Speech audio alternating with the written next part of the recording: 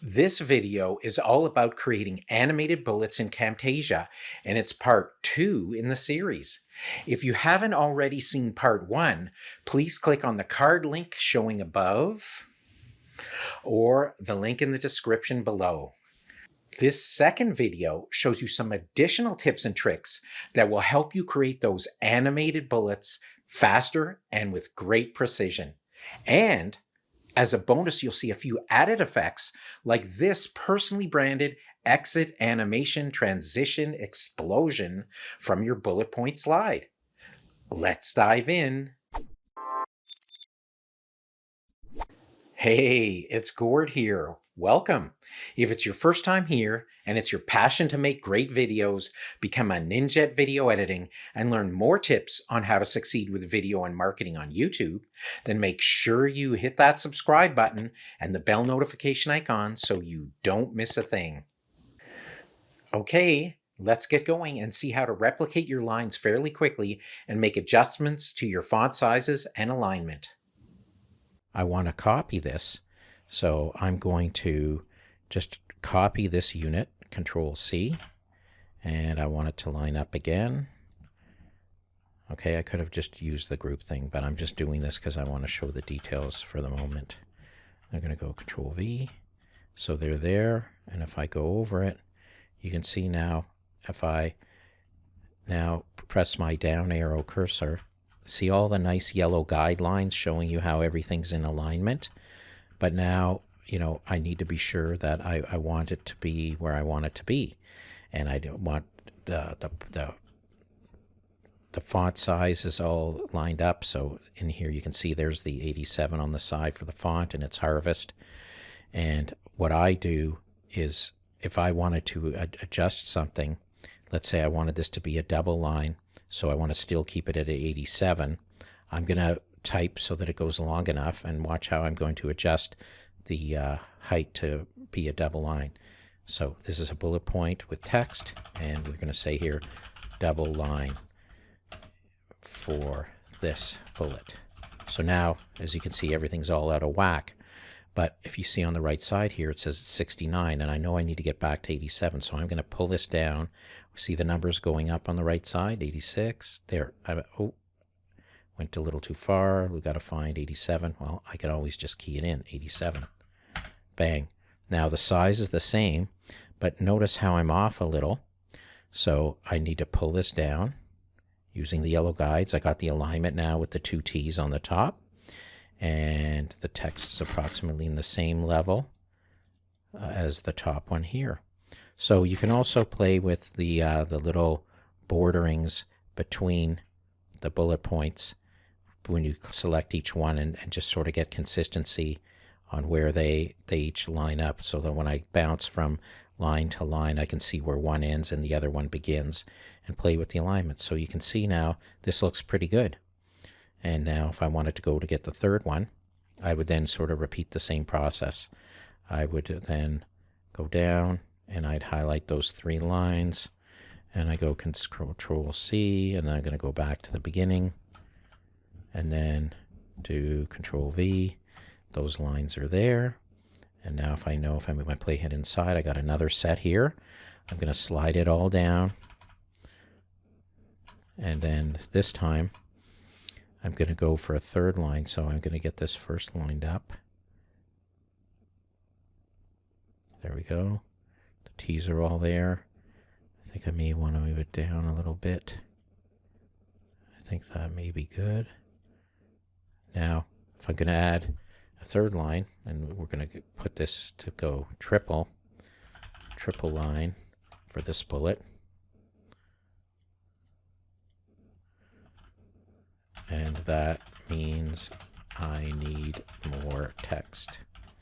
So again, I'm going to grab the right side and go till the size on the right gets to an 87, and then I should know I'm pretty well there. Or again, just type in the number. There we have the 87, but you see it moved things around a bit, so I'm going to move and align with the guides, and there we are.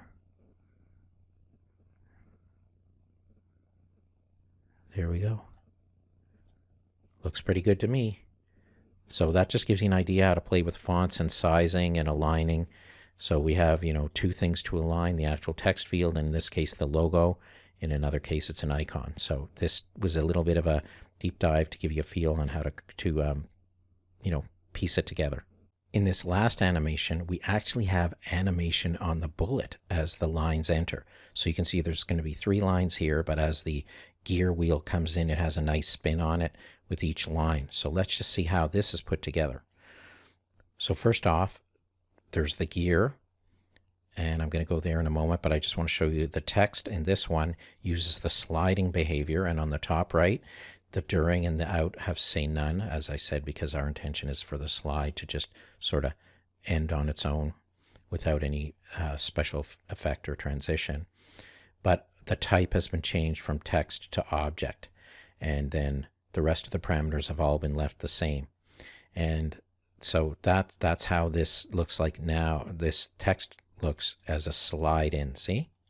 And that's pretty cool. It's different than the reveal. It has a different effect. And that's the beauty, is because you can go and play with all of the behaviors to come up with some kind of motion that you like, or movement that you like in animation. But there's one little trick here, and that is here with the custom animation I put in. The animations,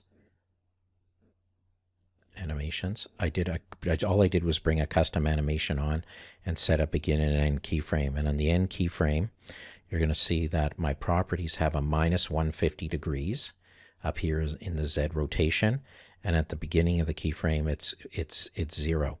So I'm just going to start with moving frame by frame using the period and comma keys to go forward and backwards. As you can see, the spinning is going on as we're going in, and if you see the animation down below, it's still spinning, and when we get to the end keyframe, it stops. There you go. So it was just as simple as that, putting a 150 degree rotation, little small animation on the icon as it's sliding in. So it already has the sliding behavior on it as it does for the text as well, for the text and the gear icon.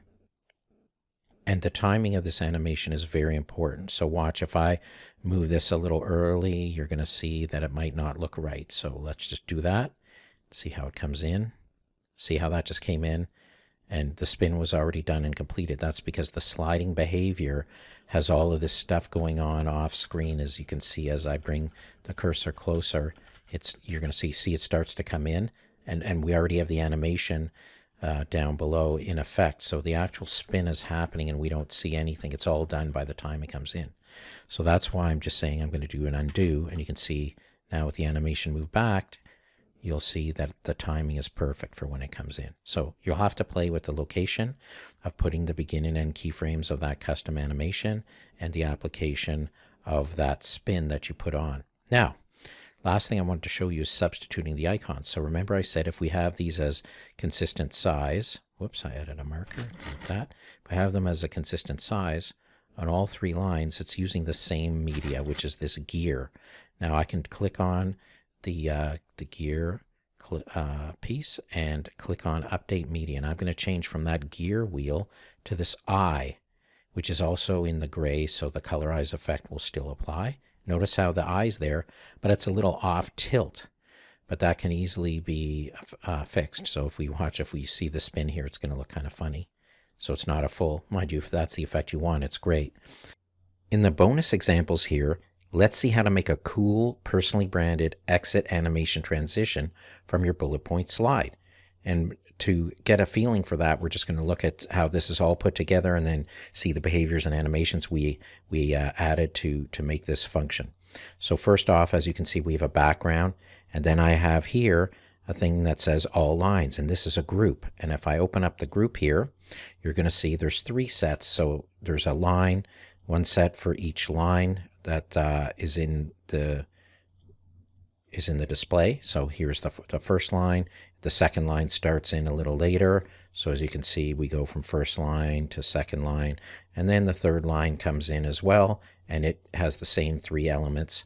We reviewed all of this in detail, how we constructed this, in our first video in this series on animated bullets, so you can go back there if you want to see more detail on how that all comes together. But now that we see that we've got this all together, it's been grouped because we want to apply an animation to it. And that animation is right here. I'm just scaling things out on the zoom a little bit so we can see a little more detail here. And I'm going to slide along the line. Okay, there we go. Now, this custom animation is applied to the group because we want a scaling effect to happen. And what happens is when you scale, we are actually scaling down through a shrink. And again, this was done just by adding an animation, taking a custom animation, putting it on the timeline, and setting the beginning and end keyframes. So we're going to focus back on what we have here. So at the start, we had nothing, but then at the end, we shrank things down. As you can see here, it says 3.9% scale. It's not totally shrank to nothing because it doesn't have to be, because things happen so fast. It's quite amazing, and I'm just going to show you by grabbing a handle that this can be, scaled up and moved around, etc. But we shrank it right down. So I'm just going to put that back to where it was, and then if you were to play that through, we go from like the full size of the text on the group, and it proportionally scales right down to that 3.9% scale as we talked about. But right after that, I want to now grow in my personal branding logo. So that's what we did. I have my logo here, and then we're kind of doing something the reverse, but there's also fancy movement on here. So first I'm going to show you, we have a behavior here, which we have called scale. If we look in the top right, you can see there's the in, the during, and the out. In the in, it has the default behavior for scale, which is a grow with a spring action. During, we did nothing. And then the out, we changed from the default, which I'll show you here by doing the reset, was a shrink, to actually, if I undo that, it was a fly out. And so as you can see here, we go from, we grow, and then we sort of bounced a bit in the beginning there, and then did nothing, and then we fly out. Bam. So that's the behavioral effect. But now let's appreciate what I did with the added animation. So I'm going to slide this away first so that you can just appreciate it. So if we start out, see how it's just sitting there? It hasn't grown at all. So even though the behavior would do its thing, it would be working on such a tiny sized logo, because that's what we put on here. If you see here, the scale of that by default is very tiny. So we started with my logo size out here very small in order to initiate the size of what we were doing. But I added in this animation because my goal was to scale it up and then compound it with the scale behavior. So we got these two effects going on. So this first one here scaled up the size of the logo, and in the process, it fit in with the behavior effect that we said was functioning as well. So not only did we scale it up here through the animation, we also had the grow factor in the behavior. So that's why we have this nice compounded grow and pop feel to it. Anyways, and that should give you a good idea of how we put this cool exit animation together with personalized branding. And again, let's just see that play through the playhead, and we'll go on to the next one. Now let's take a closer look at our second example, which is also a personally branded exit animation transition for your bullet point slide. So the way the text gets on screen here and everything is the same as in the first example, but the exit's totally different. And I want you to observe a few elements here. First, you can see that the logo kind of shrinks and disappears, and then immediately after, the text explodes and disappears, and then right after that, you see the logo appear with my website name, and then they come out and bounce out, and then they fly out, and you notice that the name dropped off through the bottom. So let's see how that all kind of came together. First, we're going to expand the group here with the text lines, and I want you to see one of the core differences between this example and the first example is that you see that the logo with the shape in all the instances here is finishes earlier, and that's because I wanted it to disappear before the text explode happens. So you can see that it disappears right about here, and that's across the board. And what we also have here is we're using the scale behavior, and you see in the during, in and during have nothing going on, but the out has a shrink, and that's exactly what we're seeing happen here, a shrink. Okay, so that's showing you what we did there to deal with the logo. But now we have the text items, and let's focus there. So if we highlight the text items, and you're going to see now on the top right here, we can look at the behaviors. For the text, we're focused on the explode, which in the in and the during has nothing, but in the out, it has the explode here, and it says text. So I want you to see that we did an explode, and the text, it nicely randomly disappears by blasting out exploding. But I want you to notice that if I were to change this explode from the type from the text to object, notice that the three lines sort of like work as their own independent thing. So you need to be careful when you play with adjustments of the style, what effect you're going to get. And because we grouped the lines together, when I had this set as text, okay, which I'll just undo the change there, text center to out, which is the default for explode, it all has a nice real random feel to it. So as you can see, it's kind of cool what you can do with the behaviors to pull off the desired effect. Now let's move on to the last element here, and I'm just going to scroll over a bit, and I'm going to stretch it out for us to look a little more closely. And here we are.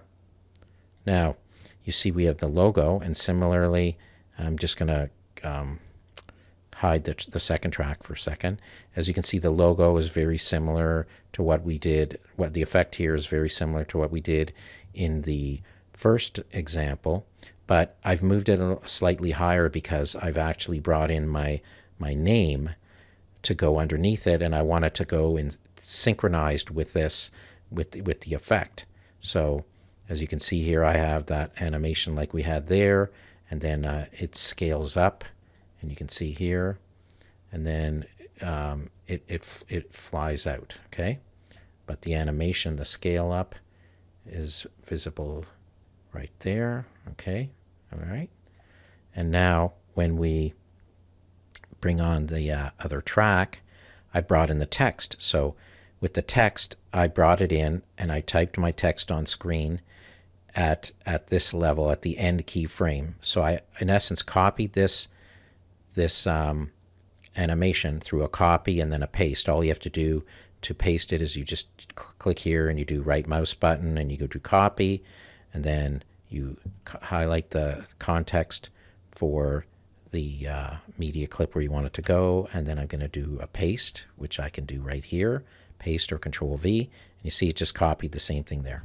I'm going to delete that because we have it sitting right here. But at the end keyframe, I keyed in my name to get it to be the size and scale that I wanted, and then from the beginning, because we know that everything was down to a tiny size, that automatically that it would grow from that small value to the size that I keyed here. So this is all nice and good now. So we have everything there. The name is synchronized, right? It has the same scale behavior here as we have down here, okay? But what we added was one little dimension, and that is we added one more custom animation, which what I did here was to make sure, and I'm going to adjust the scale of the canvas, I was going to make sure that the name goes off. See the name there sliding down off the canvas? So you see that? And I wanted that to be timed with the fly out of the logo. So if I didn't have this animation here, I'm going to do Control Z. Sorry, I'm going to delete it. Now scale this up. Now watch what would happen if I don't have that animation in here. See the fly out happens and everything sort of converges to the middle. Well, I didn't want that. I wanted the name to drop off. So I'm going to undo that to bring back the animation. And as you can see, It nicely comes in and fades out. So from a smooth execution standpoint, it drops off, but it looks like it fits. Now let's just play this to get the final effect again so you can see how it all comes together. To learn a lot more on cool animating text techniques in Camtasia, be sure to check out my playlist called Camtasia Text Effects. You can click on the playlist link provided on the screen here, or the link in the video description below. Question of the day. Do you create animated slides outside of Camtasia in tools like PowerPoint or Keynote, and then import the video files into Camtasia? Or perhaps you create all that you need exclusively inside Camtasia or inside PowerPoint? Whatever your approach, please share with us in the comments below. Like this video if you enjoyed it, and don't forget to share it with others you think may benefit. And don't forget to subscribe to the channel and check out some of the additional Camtasia tutorials to help you on your editing journey. And I'll see you in another video soon.